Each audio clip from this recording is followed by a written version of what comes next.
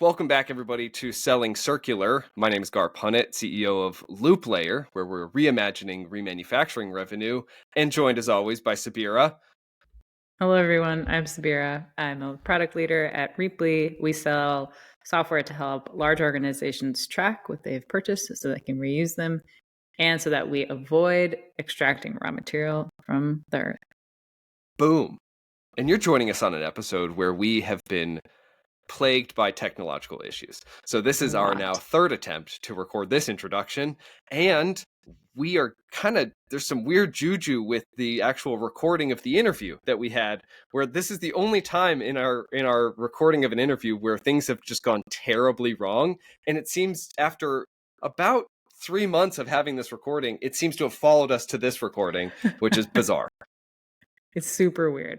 And I was in India at that time, and that wasn't part of the problem. It was jinxed by something else. You were literally the most perfect stream in that recording, because you were on the other face of the earth, and then Lance and I were just having issues, and so again, hopefully now we can keep this pursuing. And if you're hearing this, it meant that it worked. So ultimately, that's a good news. But today we're actually going to continue our Geek Out segment, where we get to just talk about subjects that we really care about, dive in. This one might be a little bit more anecdotal. We're actually going to talk about what we've seen in terms of barriers to circular economy adoption and circular economic success. I got a list here. We can run through it, and we just want to share a little bit of what we've seen in the industry, and then really just compare it to different lenses of different businesses. So whether it's B2B, as in business to business, or B2C as business to consumer, or peer-to-peer transactions. And each one of those different business models and types will have different barriers that are more prevalent in circular economic adoption. So the first really is lack of awareness. And that, might be able to be wrapped up in a couple others, but that just hits home for me, because anyone that's super obsessed with circular economy might go and talk to their friends or family and be like, what do you guys think about this? And we tend to be a little gun shy when we're talking about it. So even there's a lack of awareness.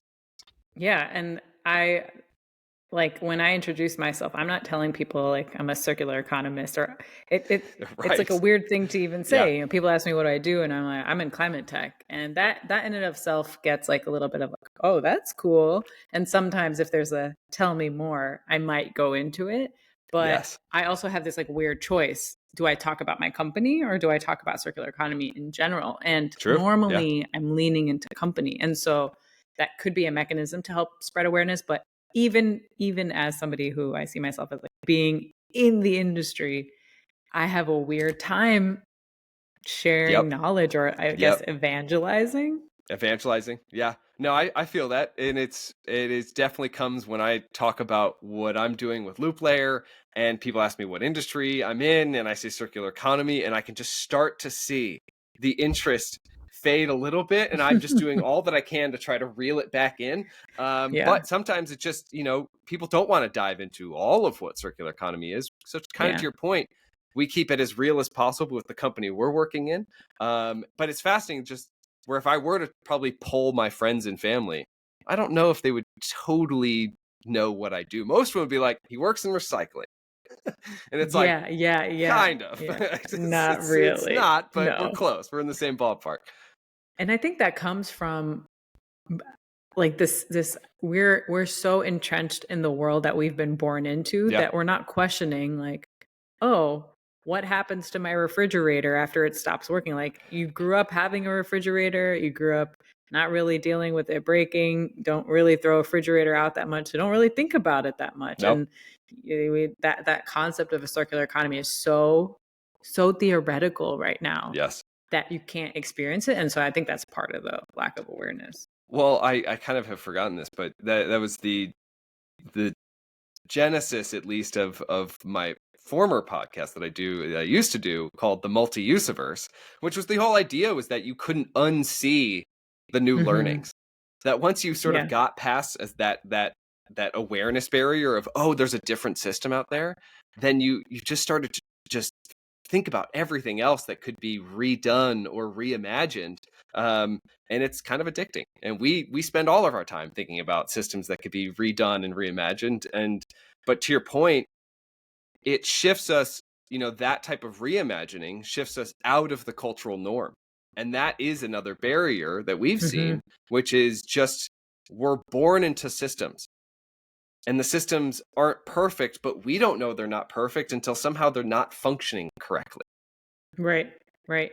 And that's what the cultural norm part is so interesting, is because it's different at different levels. Like Right. at a macro scale, Europe is probably more culturally aware, and it's more normal for a circular economy to be part of the system and the thinking and the ethos, is because the way they think about resources is different than the Yep. US. Might be different. It's different in other parts of the world. So there's that. And then also micro in your own life, you might be more familiar with some concepts of circular economy because of the way that industry has evolved. Like fashion has evolved and touches people. My mom uses Poshmark, and she's a couple of degrees removed from the circular economy, right? I Yeah. mean, she has me, but but like Yes. people know Poshmark, and Yeah. they have that experience. And so there is a little bit of that cultural shift, but it Yep. depends like industry and industry and like thing to thing in your life. And you actually you kind of brought up a interesting note for me where geographically, even in our own communities, it can be varying.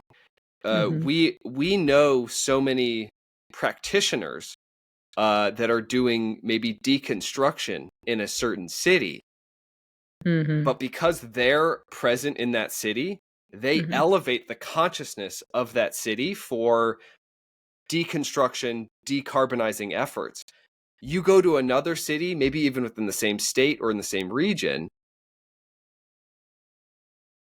and ultimately, you're going to have a difference of knowledge and understanding of where that company has really affected the local policies and local infrastructure and local awareness and local culture, which kind of leads us to infrastructure and policy, and the difference between how then. I mean, if we're really drawing almost the through line here, it's lack of awareness may be defined by cultural norms, but as those start to elevate the consciousness of circular economy, that can start to influence local policy and infrastructure. Um, Yeah. and Yeah. those are really cool things to start to see and play out in the industry. Yeah, and then they'll also like reflect back on those first two as well. Like when I was in India, there was a municipal law and a rule that if you generated more than 10 kgs of waste, you had to get a professional service provider to handle your waste, different than the informal sector. You have to almost say like, this is my approved vendor. And then that Yep. means that now this ecosystem of business is now progressing and providing circular economy services, and then can evangelize circular economy and change the cultural norms and grow awareness for sure. And I think I kind of like this through line idea because there's a couple other listed here where, I mean, even if we go through, I mean, it starts to get into limited access for communities or consumers, and so that Hmm. starts to affect, and it Hmm. becomes that flywheel effect is uh, the access. The more access that you're given, the more policy, the more awareness and cultural shift, the more it's going to start to generate that those waste streams will then be redirected to fit Hmm. maybe that demand for those types of solutions or infrastructure. Um, then I'll pitch it back to you on this because with increasing access, hurdling that barrier to limited access, you then can maybe get over higher costs of materials, and you Hmm. can get over that convenience factor. Hmm. Yeah, totally. And I can talk to my time in India there too, is that as soon as you start getting scale in aggregating materials. So we were playing middleman, right? Basically between the source of the waste and the Yep. end markets. And as soon as you start getting in the tons and hundreds of tons of aggregated plastic or aggregated cardboard, your economics start to shift, right? When you fill a truckload versus a rickshaw, you're getting like totally different numbers, right? And the cost of transport, the cost of labor, all of that, gets spread out now over a lot more material. And so it's really important to start to get that aggregation, which Yep. comes with adoption and awareness. And what I think is great that you're calling that out is this is no different than traditional linear economics. In a lot of ways, as more Yeah. manufacturing of a product increases, you start to hit Yeah. different economies of scale and different product economics, and it increases and starts to, well, scale. And so ultimately, we're in that same pattern now. It's just there's a different function that we're trying to create, and in looping that waste stream, creating these products. We're going to get there. It just takes. We're in the middle of it, where it's taking time. This is a fresh industry. Yep. Yep. Um, this kind of speaks to what we do, this next barrier, which is lack of information.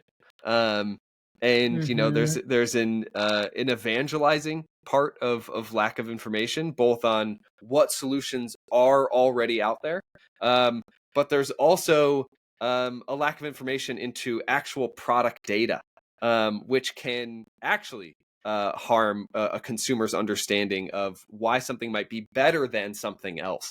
How have you Yeah. seen that Yeah. play out? Oh, in a couple of ways. Well, more when I was looking at packaging and the recyclability of Oh, yeah. packaging, not telling the end user what you should do with the thing that you're holding or the packaging that you're holding, it results in a lot of confusion, or even not being clear about what's in the packaging. Is it made of paper? Is it made of plastic? Is it made of a mix? And then the consumer, the person who's making the decision about what to do next with this, gets feeling stuck. And that's actually true in all products. You don't know what's in it. You don't know who it's going to be useful to next. And then it's really hard to connect those dots.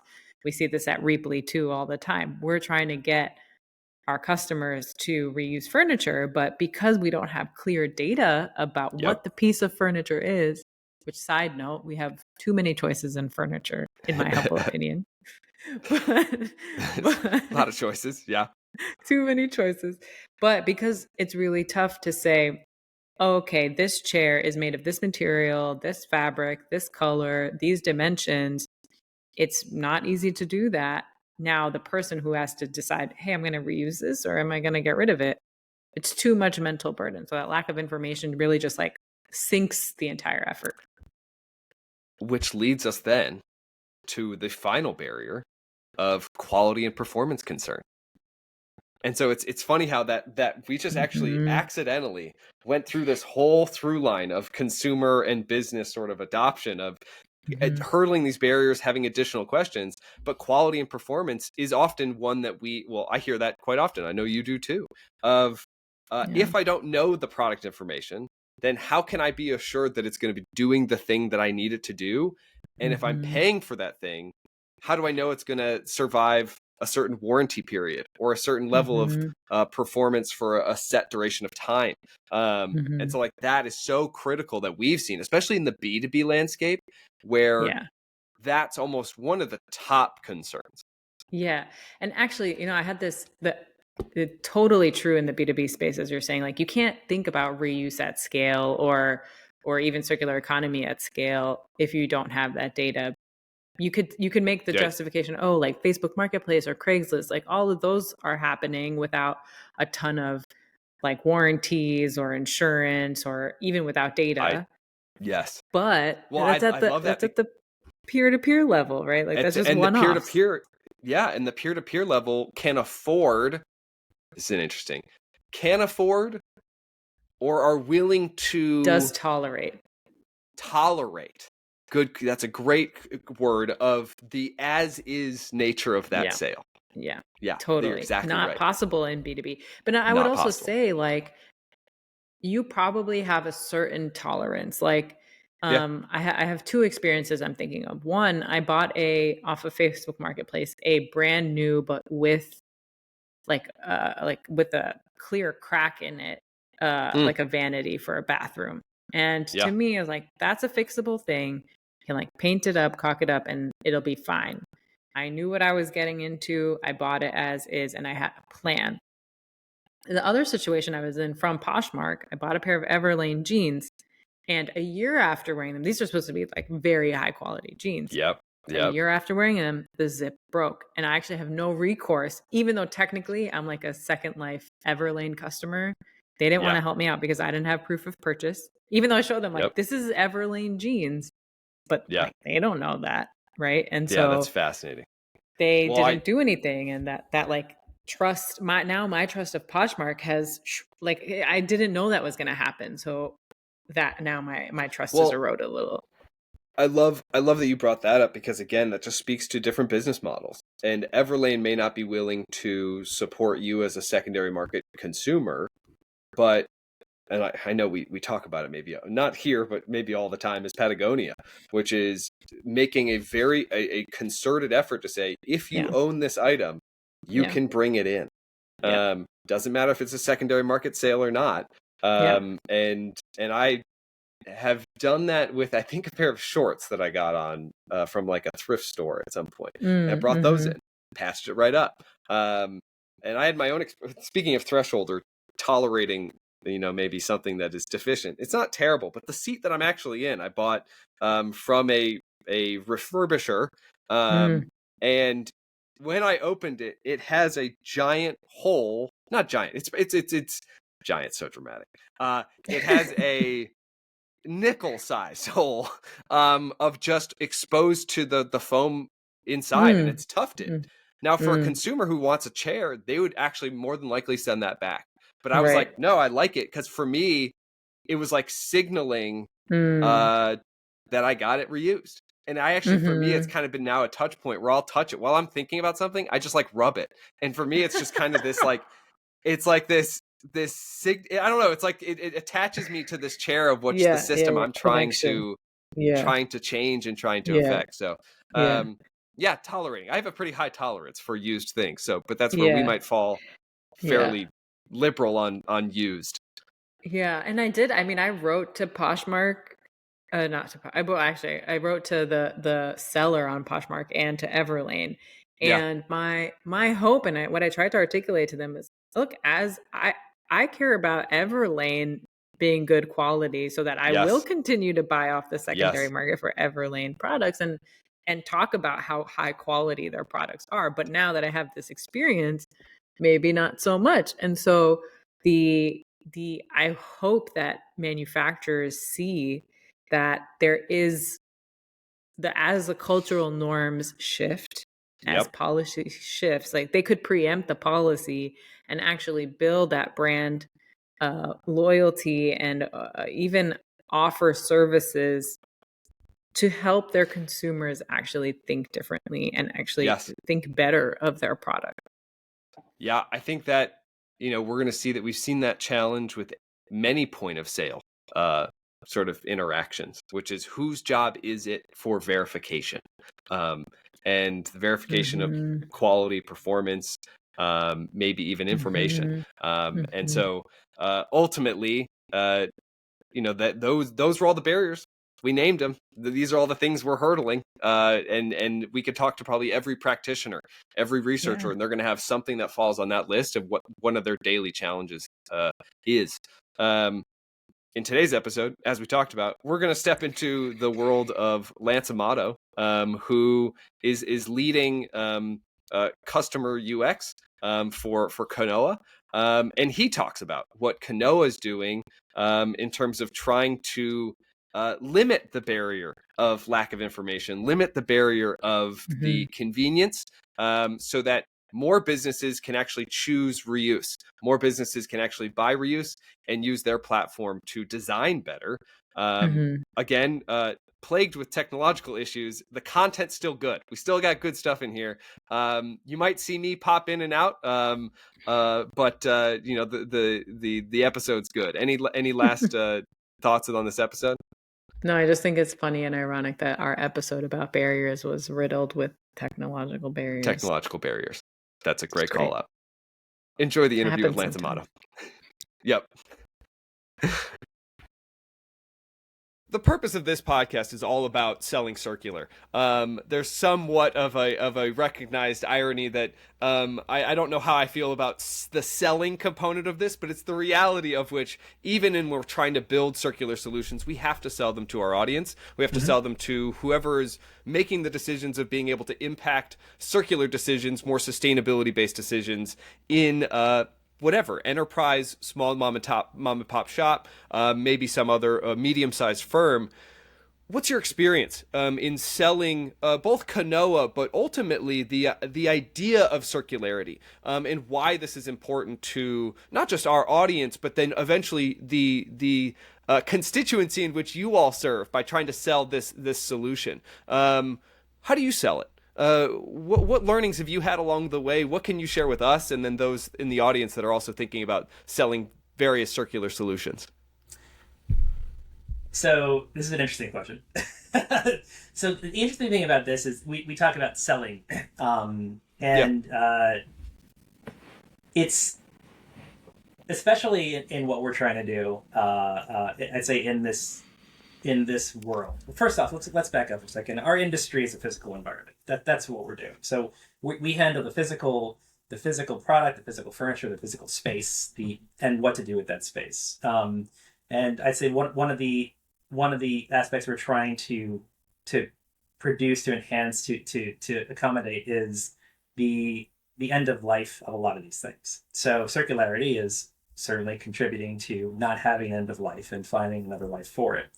And how do you to sell the avenues for technology-based solutions? For one, in a industry that usually is, I'd say, difficult to adopt new technologies. Let's be honest about it. Is always a challenge. The sales function of it is not necessarily driven by, hey, investment for X, Y, and Z dollars, next number of dollars a year, but it is based on frankly the personal support and encouragement of trying to make things better.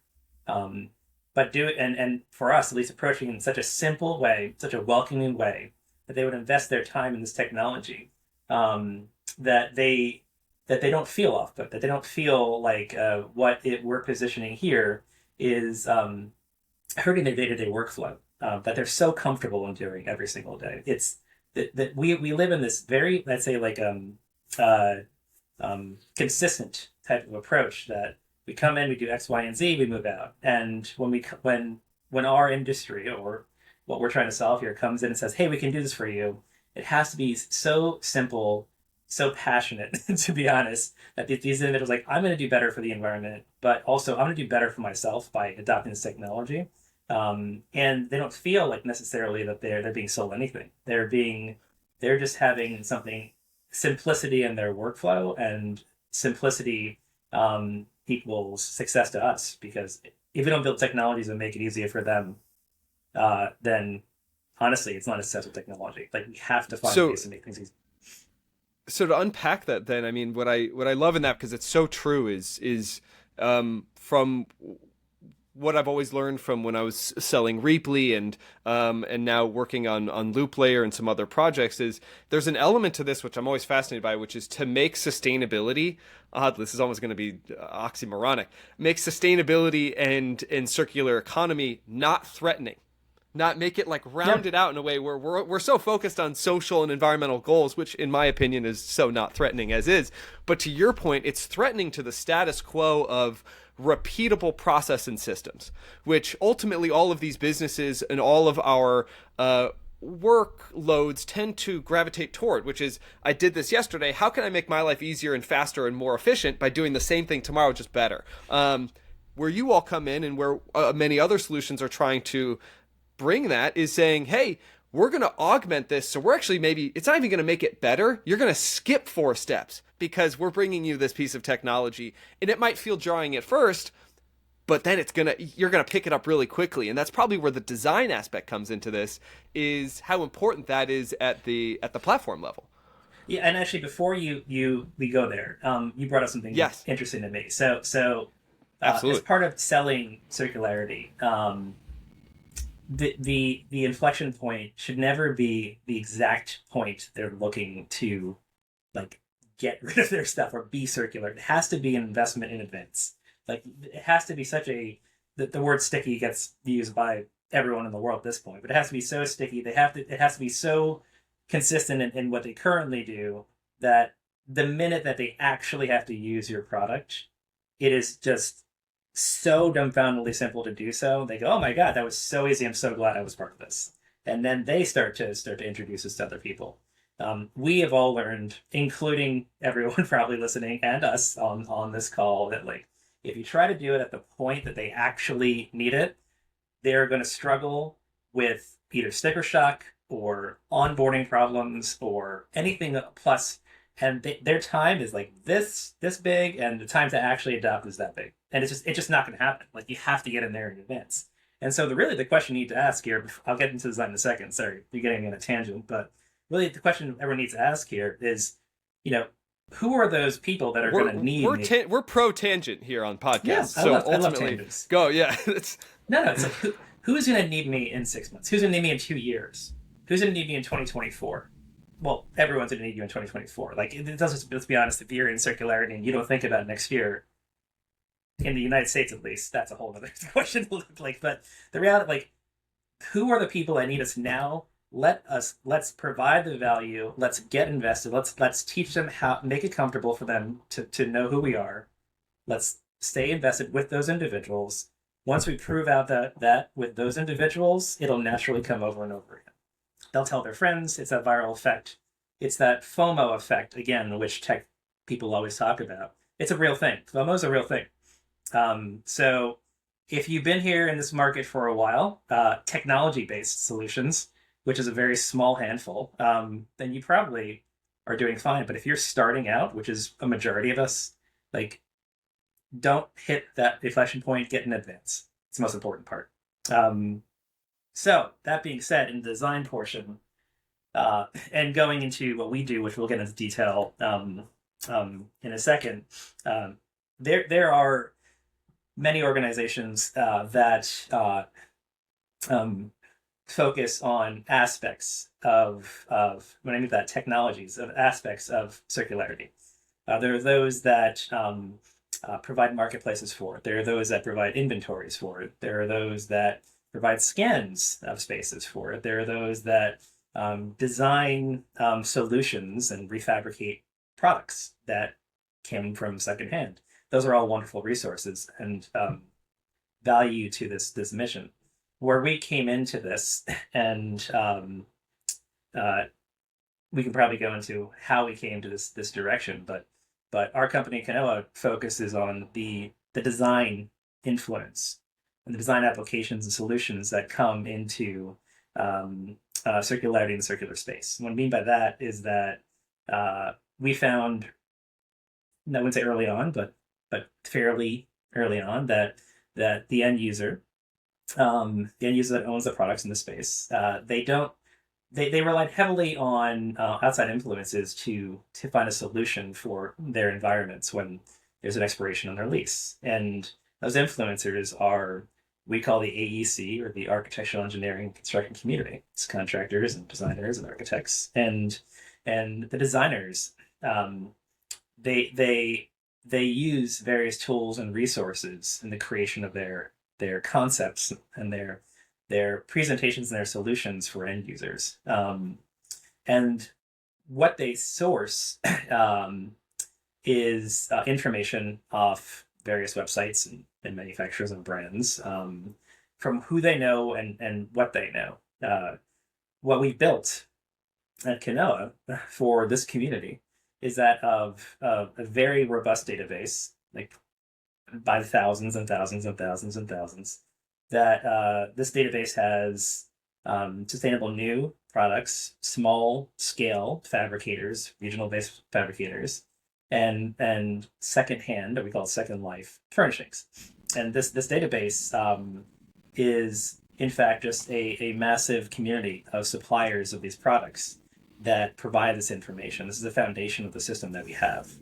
And this foundation of data, of furniture specifications, of accessories, of rugs, of anything like that, of the secondhand goods, is used by the applications of our system. So the predominant application we have is that of a mood board and design tool that allows the community, our users, to pull in data from our database, images, two-dimensional blocks of floor plans, specifications, even upload concept images from Pinterest or whatever else is necessary to build design boards for presentations.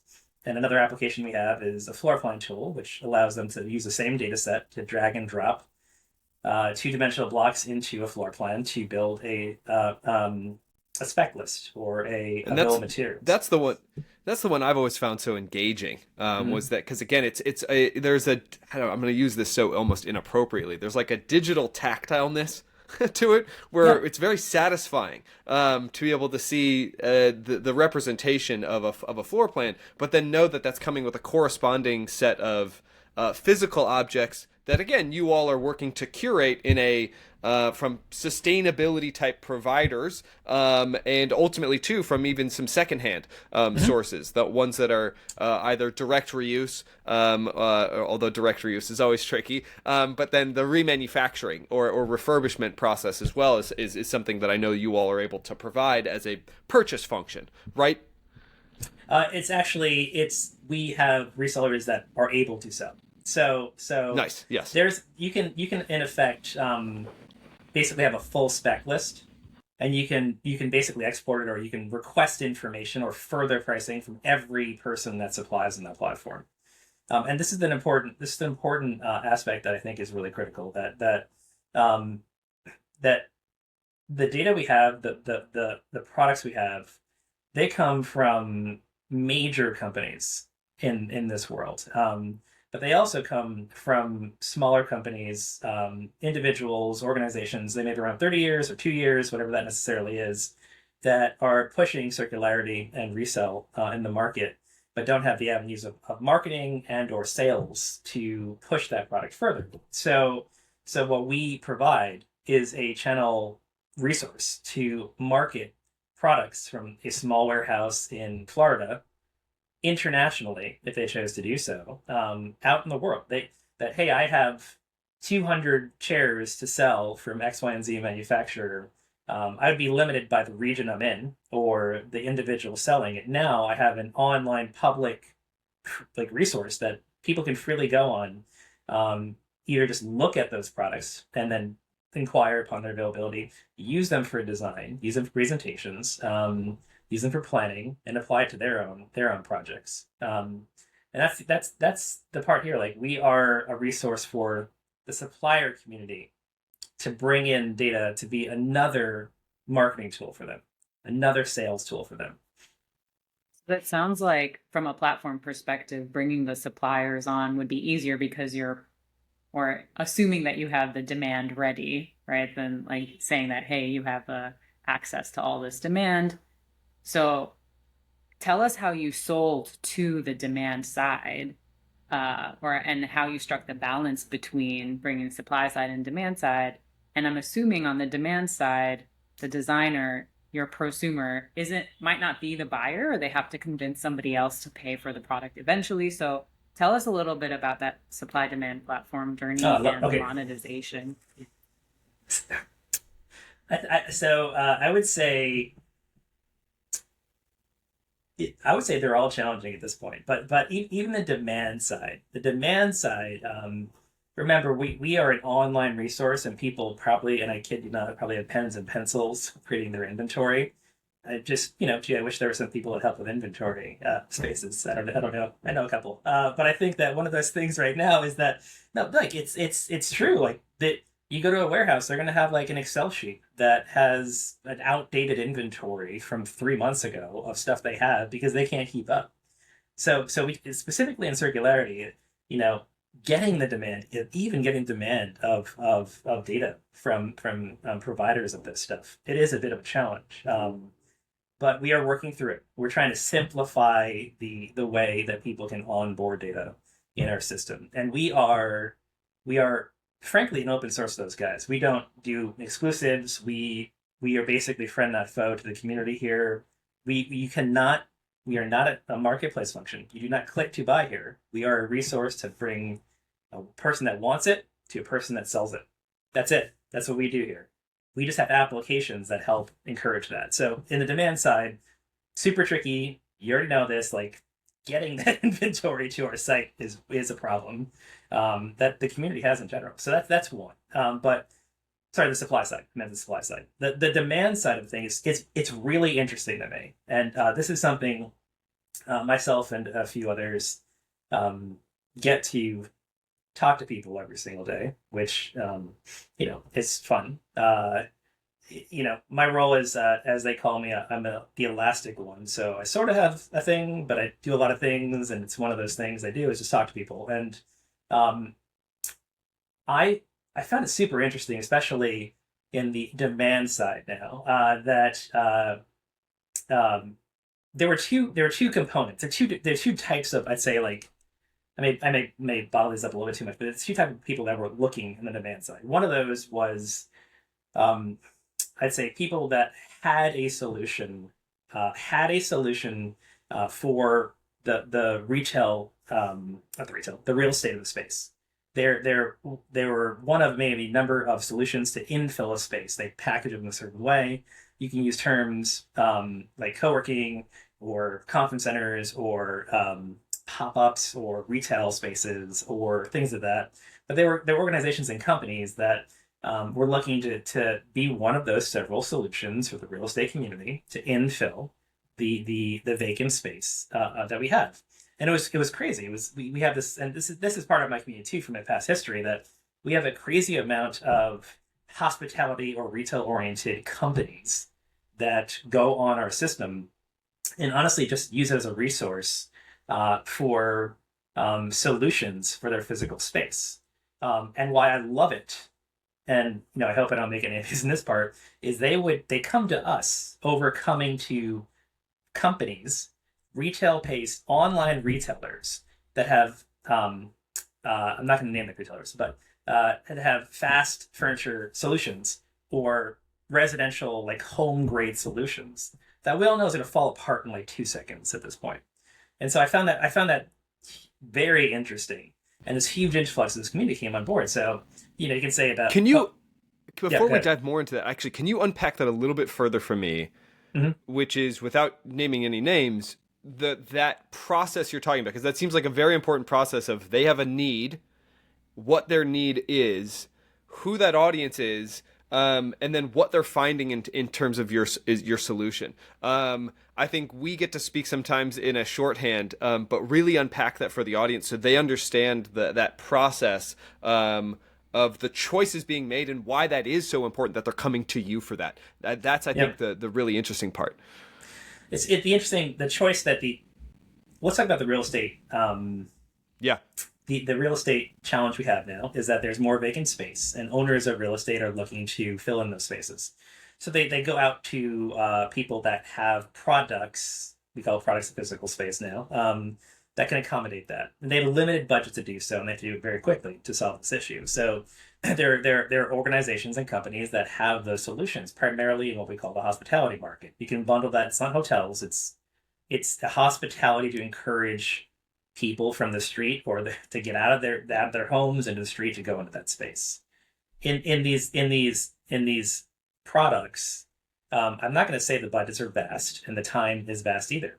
Now, with that being said, the speed to market is critical, and especially with furniture, because that's where my world is. Furniture is not always fast. It becomes, there are solutions out there that are fast. Many of them are in the residential grade quality market, but what's overlooked often is that of the secondhand market, the second life market, the reuse market, which is literally built. It's like it exists today. It's just somewhere else in the United States. Like it's there. People want to get rid of that stuff. And so we, this happened about 2 years ago, we made an effort just based on our prior experience. Like, let's go to that community, that hospitality community, and introduce ourselves. And then this wave came in. These people need to be open in 8 weeks. They can't wait for furniture that's 24 weeks long, and they can't have a budget that's so vast. And so we suddenly became this channel to these groups for these accommodating these solutions of high quality products and commercial contract grade furnishings to infill their space. And this wave just came in. So we just went after those channels, and they came on board. And so they just search our system. They may not necessarily design with a floor plan removal tool, but they'll search us just like they would other residential quality online retailers because we're designed in a similar capacity to search it and then just buy those things. They would request to buy those things. It was very interesting. So tell us a little bit more about how you fit into the world, because what we were talking about earlier is needing to meet people where they're at instead of forcing circularity or putting circularity as the center. So when you're talking about like that shopping experience or the design experience being kind of simple, easy to use, familiar, how do you help them connect the dots from this is what I'm doing to do my job well to the benefits of circularity, and then being able to plan ahead and think of circularity first next time around? Like, how do you sell the concept of circular to this group where you're meeting them where they're at, but then you need to lead them, or hopefully are leading them to, here's a better world in the future, and how do you embed yourself in that?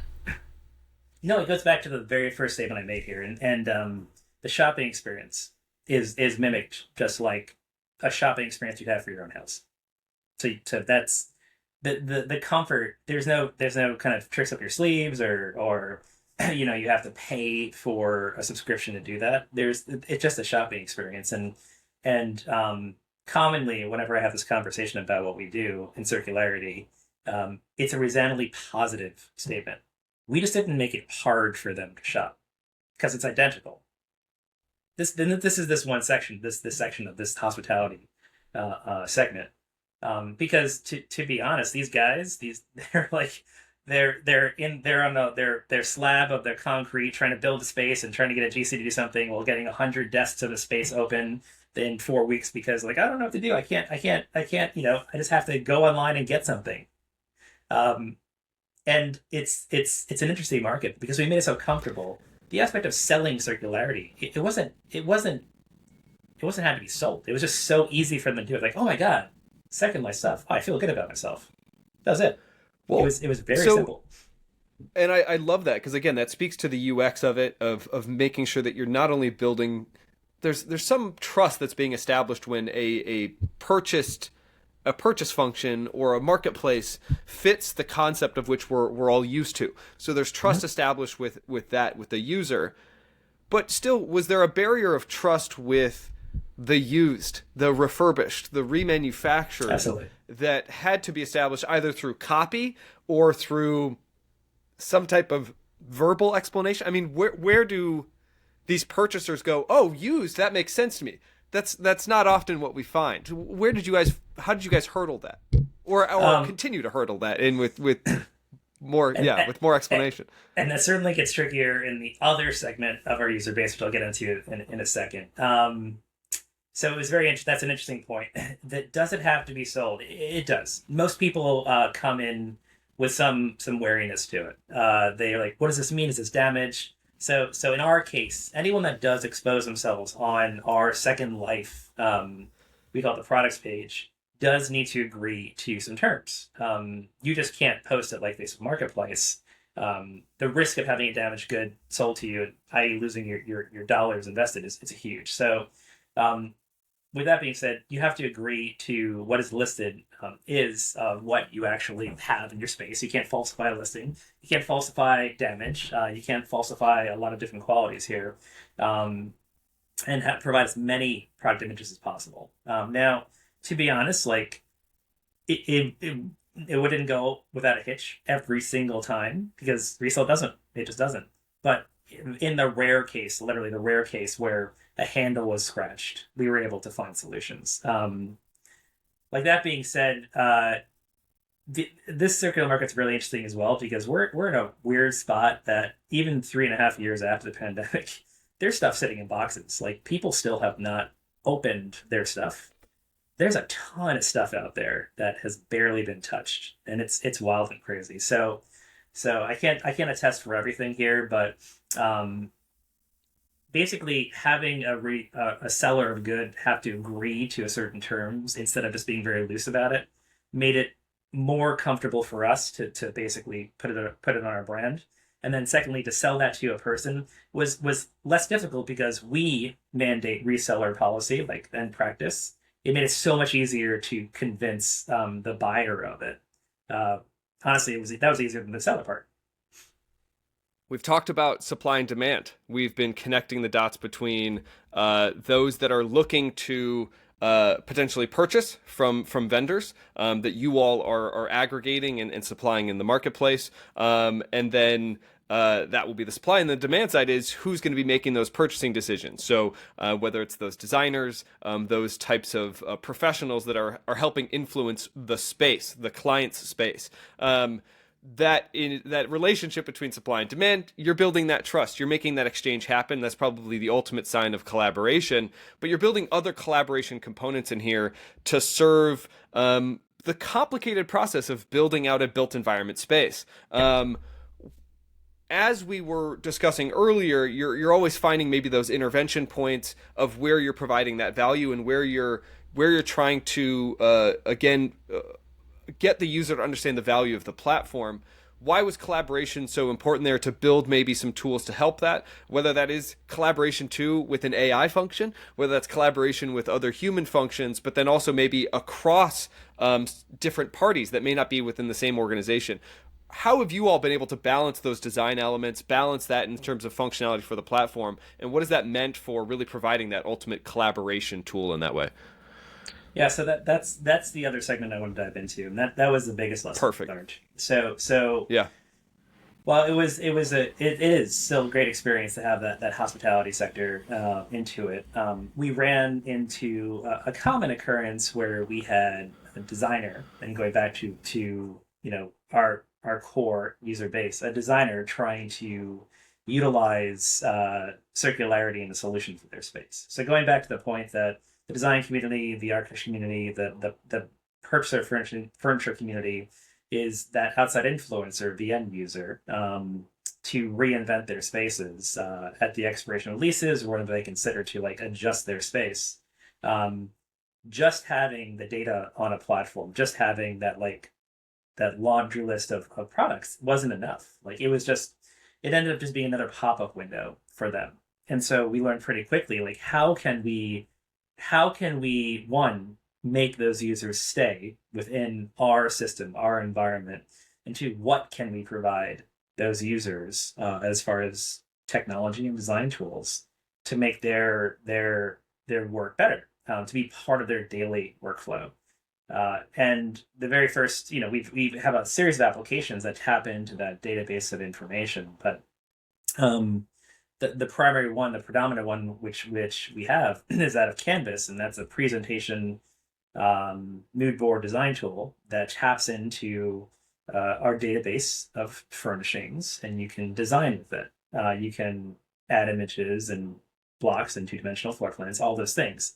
And this tool is meant to be collaborative. That once the space is designed, anyone can access it, anyone can dive in.